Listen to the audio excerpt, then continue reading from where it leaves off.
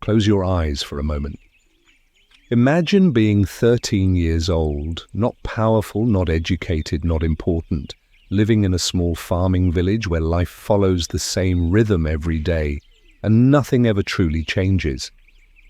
Imagine waking each morning knowing your future has already been decided for you before you are old enough to question it. You will work the land, you will obey, and you will never leave. Now imagine hearing a voice. Not once, not in a dream, but clearly, unmistakably again and again. A voice that tells you your life will not be ordinary.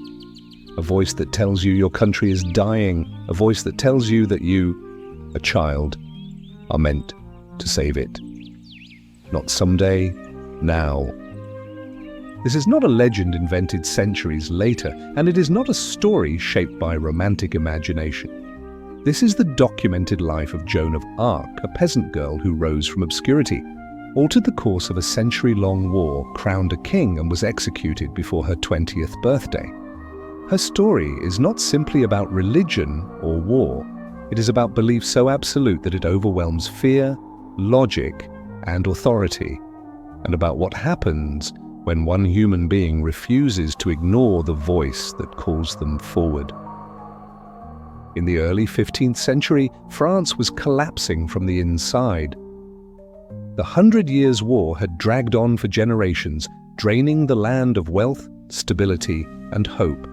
Entire regions lay burned and abandoned. Trade routes had failed. Farmers fled their fields, and soldiers roamed the countryside, often more dangerous than the enemy they claimed to fight. The English controlled much of northern France, while their Burgundian allies held critical territory in the east. The French king, Charles VI, was dead, and his son, Charles, known as the Dauphin, was widely regarded as weak, indecisive, and possibly illegitimate. Many believed France had already lost, and that English rule was no longer a question of if, but when. Far from royal courts and fortified cities, life continued in quiet hardship in the village of Domremy. It was a small farming community perched near the borderlands of conflict, poor, rural, and largely forgotten by history. This was where Joan was born around the year 1412, into a family of peasants whose lives revolved around labor, faith, and survival. She grew up tending animals, working the fields, and attending church. She could not read or write, but she absorbed scripture through sermons and prayer, developing an unusually intense devotion from a young age. Neighbors later described her as serious, disciplined, and inwardly focused, a child who seemed to carry a sense of purpose long before anyone understood why. When Joan was around 13 years old, something happened that would reshape her life entirely. She later testified that while standing near her father's garden, she saw a great and overwhelming light, brighter than anything she had ever known. From that light came a voice, clear and commanding, filled not with comfort, but with authority. Soon, the voice returned, and then others followed. Joan believed they were St. Michael, St. Catherine, and St. Margaret, messengers sent directly by God. They told her that France was suffering unjustly, that it must be freed, and that she had been chosen to help accomplish this task. At first, Joan told no one. She understood the danger of such claims. In medieval France, visions could elevate a person, but they could also condemn them. Accusations of heresy were often fatal, yet the voices did not fade. They returned again and again, growing more urgent, more insistent. They told her to leave her village, to seek out the Dauphin Charles, and to lead France to victory against the English. Joan struggled with fear and doubt, but the voices did not offer her a choice. They did not ask whether she wanted this destiny. They told her it was already hers. Belief, once fully formed, does not ask for permission. At 16 years old, Joan made a decision that defied every social rule of her time. She left home, she cut her hair short and dressed in men's clothing, partly for safety and partly as a symbol of separation from the life she was leaving behind. She travelled through dangerous territory plagued by soldiers, bandits and hunger, sustained by nothing but conviction and faith. Weeks passed as she was turned away, again and again mocked and dismissed, but she did not stop. Eventually she reached the court of the Dauphin Charles. The court did not know what to do with her. A teenage peasant girl claiming divine guidance was an embarrassment as much as a curiosity. Charles himself was cautious. He had been betrayed before, and desperation had taught him restraint rather than boldness. According to witnesses, he decided to test Joan by disguising himself among his courtiers. When Joan entered the room, she ignored everyone else and walked directly toward him, bowing and addressing him as the true King of France. In private, she spoke of fears and prayers he had never shared aloud. The effect was immediate and unsettling. Still, Charles hesitated. He ordered church officials to examine Joan for signs of heresy or madness. They questioned her relentlessly about her visions, her beliefs, and her intentions. They found her uneducated but coherent, devout but not delusional. Against all reason and tradition, Charles allowed her to accompany the army. Joan was given armor, a white banner marked with religious symbols, and a small force tasked with relieving the besieged city of Orléans. Orléans was the final barrier between the English and total domination of France. Its fall would have shattered what little resistance remained. French commanders had failed there for months, paralyzed by caution and defeatism. Joan arrived and immediately challenged their hesitation, insisting on direct action and absolute confidence. She prayed with soldiers, spoke openly of victory, and carried her banner into the heart of battle. During the fighting, Joan was struck by an arrow and carried from the field. Later that same day, wounded but unbroken, she returned. Within 9 days of her arrival, the English were driven out. The siege was lifted. Orléans was saved. France erupted in disbelief. A teenage girl had accomplished what seasoned generals could not. Joan became a symbol of hope, divine favor, and national rebirth. Her next command was clear. Charles must be crowned king, not later, not when it was convenient, but immediately. The coronation city of Reims lay deep in enemy territory, yet town after town surrendered without resistance. On July 17th, 1429, Charles was crowned King of France. Joan stood beside him, weeping, believing her mission was complete. After the coronation at Reims, something subtle but critical began to change. Joan believed her mission was still unfolding, that the voices which had guided her this far were not finished.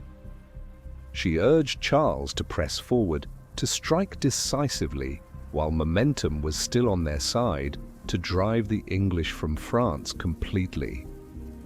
But Charles was no longer the desperate Dauphin she had first met. He was now a crowned king, surrounded by advisors, diplomats, and political interests that viewed Joan not as a savior, but as a liability. Victory had given France confidence, but it had also awakened caution. The same court that once relied on Joan's certainty now feared her influence. Her authority came not from noble birth or military rank, but from belief, and belief is difficult to control. Joan sensed the shift. She felt the distance growing between herself and the king she had helped crown. Still, she continued to fight, driven by the same inner voice that had carried her from Domremy to Orléans. In the months that followed, French forces stalled, opportunities were missed, negotiations replaced decisive action. Joan argued against delay, warning that hesitation would undo everything they had achieved. But her words carried less weight now. The court had grown comfortable, and comfort breeds caution. During a military action near the town of Compiègne in 1430, Joan rode out once more, leading a small force against Burgundian troops allied with the English. The battle turned chaotic. As French forces retreated, Joan stayed behind, attempting to cover their withdrawal. She was pulled from her horse and captured. For the first time since leaving her village, Joan was truly powerless. She expected rescue. She believed the king she had crowned would ransom her, that the army she had inspired would not abandon her. Days passed, then weeks. No rescue came. Charles did nothing. Whether out of fear, calculation, or indifference, the king remained silent. Joan was sold to the English for a substantial sum, treated not as a hero of France but as property. Her captors did not intend to hold her as a prisoner of war. They intended to destroy her. The English understood that Joan's power was symbolic. As long as she lived, she represented divine favor for France. To defeat her militarily was not enough. They needed to discredit her completely, and so they put her on trial, not as a soldier, but as a heretic. The trial that followed was deeply flawed from the beginning. Joan was held in a secular prison, guarded by English soldiers rather than in church custody, as required by law. The judges were openly hostile, many of them loyal to England. The verdict was decided before the first question was ever asked. Joan was 19 years old, alone, imprisoned, and facing some of the most educated theologians of her time. They questioned her relentlessly about her voices, about her clothing, about her faith.